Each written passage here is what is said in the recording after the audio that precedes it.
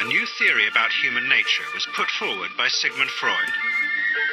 He had discovered, he said, primitive sexual and aggressive forces hidden deep inside the minds of all human beings. Forces which, if not controlled, led individuals and societies to chaos and destruction.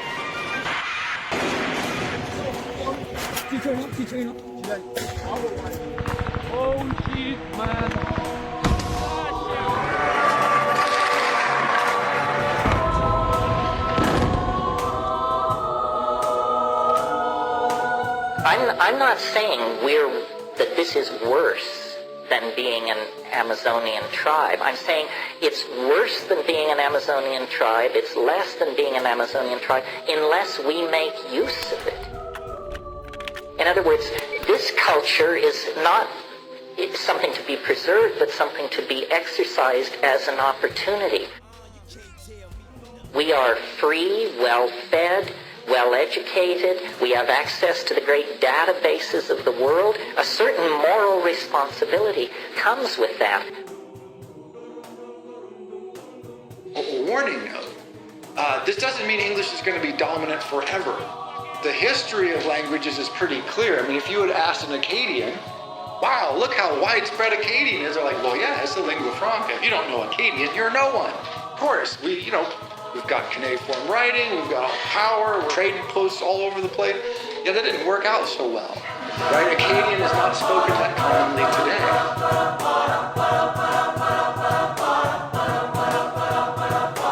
After redeployment to the States, I went through a brief mental health evaluation.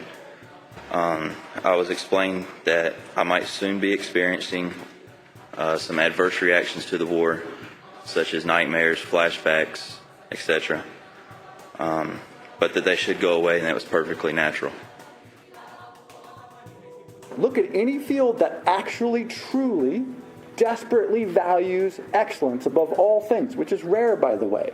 Tom Peters, he's been to all these companies. He says he's only been to 3 companies that try to hire the best people of the hundreds that he's been to. He says no one else is trying to do this. Because if you're a manager and you hire somebody who's better than you, you think they're going to take your job. So you have to be in a system that rewards you for hiring people who are better than you. And he says almost no corporate structures have that.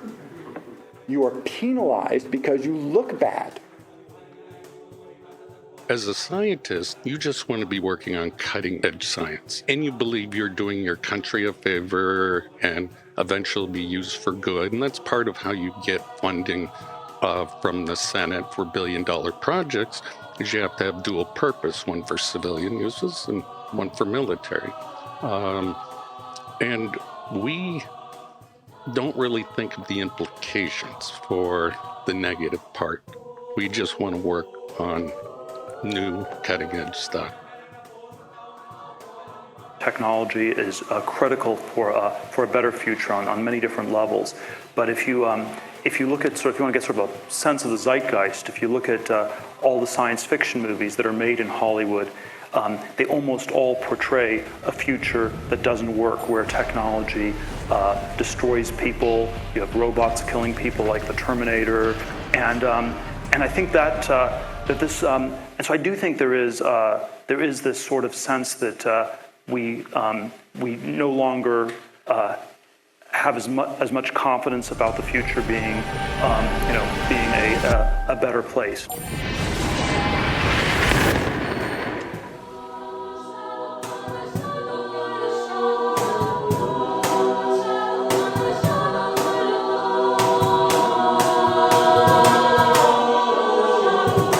Abstraction. I don't care about that, right? Who cares? Like I've got a croissant and coffee. I'm good to go. That's where we tend to live. But the greater abstraction, this pursuit of the notion of wealth, has taken over both as a theoretical value for individuals, often again expressed, but as a selection criteria for these global corporations that have completely left the old set of values that they just and of course then we have to live with that. Imаме 2 волje, едната зла, едната добра. А добрата воля на Бога, злата на дяволичия, ние сме в една война по пума.